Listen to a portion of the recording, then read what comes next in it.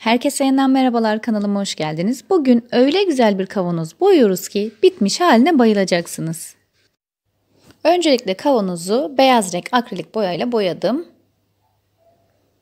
Gördüğünüz gibi bulaşık süngeri kullanıyorum.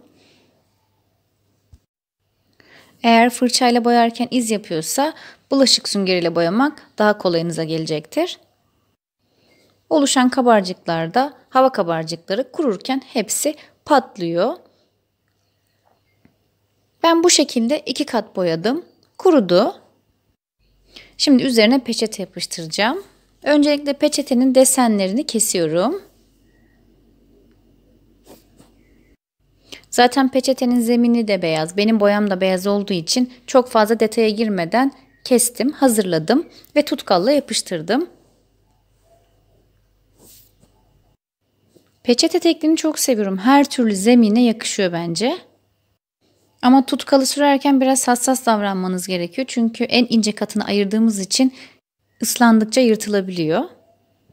Ben bu peçeteyi 5-6 yıl önce almıştım. Birçok çalışmamda kullandım. Ama bu kavanoza inanılmaz yakıştı. Hatta eşim gördükten sonra çini gibi olmuş dedi. Gerçekten o sıradan cam zeytin kavanozu gitti. Yerine bambaşka bir kavanoz geldi. Ben şimdi size bu şekilde anlatıyorum diye merak edip videonun sonuna direkt gitmeyin, olur mu? Yavaş yavaş izleyin ki heyecanlı olsun.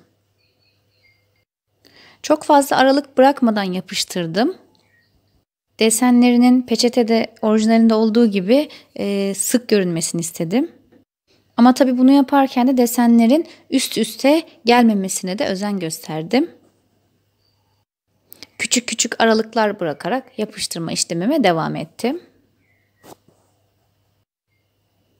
Yapıştırırken peçete tutkalı oluyor. Onu kullanabilirsiniz. Eğer elinizde yoksa çiçek tutkalıyla da yapıştırabilirsiniz.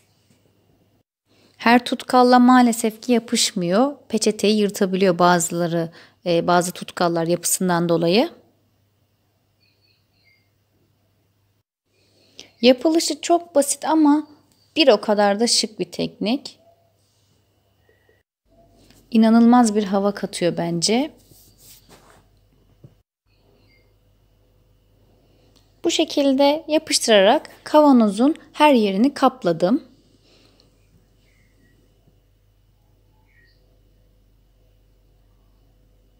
Ve olduğu gibi kurumaya bıraktım. Şimdi geçiyorum kapak kısmına. Eski plastik bir kase. Ben bunu boya kabı olarak kullanıyordum. Şimdi bu kaseyi öncelikle kapağın üzerine hızlı yapıştırıcıyla yapıştırdım. Daha sonra kapağı da beyaz renk akrilik boyayla boyadım. İlk katını atarken kayıt alamamışım, bir problem olmuş. Tamamen kapanana kadar 3 kat boyamam gerekti.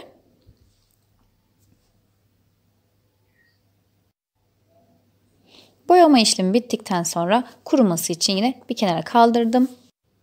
Folyo varak yapıştırıcısı kullanacağım ama sadece kapağın kenar kısımlarına sürdüm. Biraz böyle tutkala benziyor ama daha sıvı bir kıvamda. Sürdükten 10-15 dakika sonra da yapış yapış bir hal alıyor. Ve üzerine yapıştırdığım bu folyonun varaklarının objede kalmasını sağlıyor. Yani tutkal sürdüğümüz yerde kalmasını sağlıyor. Böyle ışıl ışıl güzel bir görüntü oluyor. Metalik parlak bir görüntü elde ediyorsunuz. Aynı peçeteden parçalar kesip kapak kısmına da yapıştırdım. Eğer videoyu buraya kadar izlediyseniz böyle küçücük minicik bir yorum bırakırsanız beni çok mutlu edersiniz.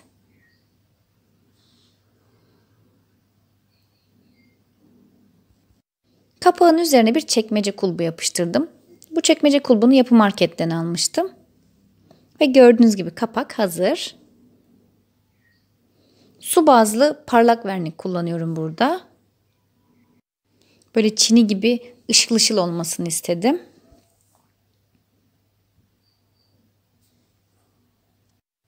zaman söylüyorum. 2 kat vernik atmalısınız. Yıkanabilir hale geliyor vernik atıldıktan sonra ama tabii yine de yıkayıp ıslak bırakmamak lazım. Kurulamak gerekiyor, nemini almak gerekiyor uzun süre kullanabilmek için. Ve zeytin kavanozunun o inanılmaz değişimi huzurlarınızda. Gerçekten içime çok sinen bir çalışma oldu. Sizlere de fikir olsun. Az önce de söylediğim gibi yorum bırakmayı lütfen unutmayın. Umarım beğenmişsinizdir. Beğendiyseniz eğer beğen butonuna basmayı, kanalıma abone olmayı ve yanındaki zil işaretine tıklayarak bildirimleri açmayı unutmayın. Bir sonraki videolarda görüşmek üzere. Kendinize çok iyi bakın. Hoşça kalın.